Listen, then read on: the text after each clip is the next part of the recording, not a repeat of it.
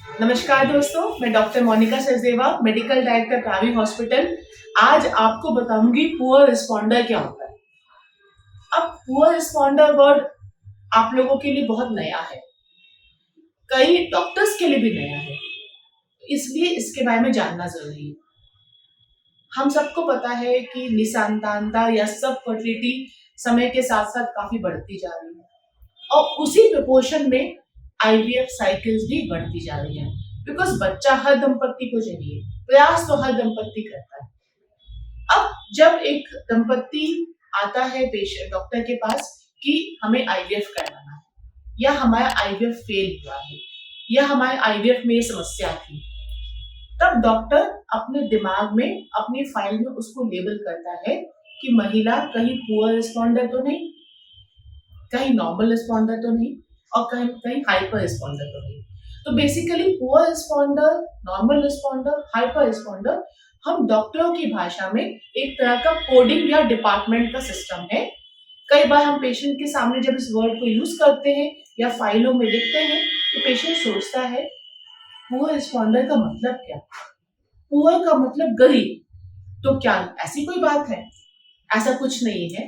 Basically हमें एक idea लग जाता है कि इनकी ओवरीज का रिस्पॉन्स कैसा है। जैसे कि एक कॉमन पर्सन को, हमें आपको सर्दी जुकाम बुखार हुआ, हो सकता है मेरे भाई बहन को सर्दी जुकाम बुखार हुआ हो और हल्की सी एक गोली से या हल्दी के दूध से ठीक हो गए, और हो सकता है मुझे इतनी सारी दवाइयां खानी पड़े और मुझे हॉस्पिटलाइज होना पड़े और इंजेक्शंस भी लगे।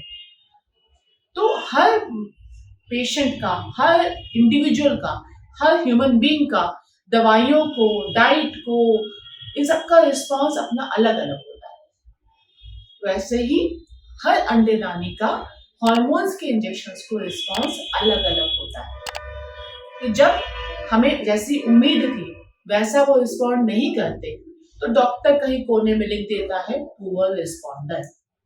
या फिर जब हमारे पास महिला थोड़ी एडवांस एज में आती है, उनकी एग रिजर्व की रिपोर्ट्स जैसे कि एएमएच या अंडे की रिपोर्ट कमजोर आती है, तो हम कहीं छोटा सा नोट बना लेते हैं पुअर रिस्पॉन्डर।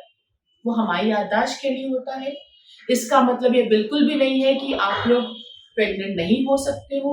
इसका मतलब ये बिल्कुल नहीं कि आपसे कोई रिस्पॉन्स नहीं आ सकता।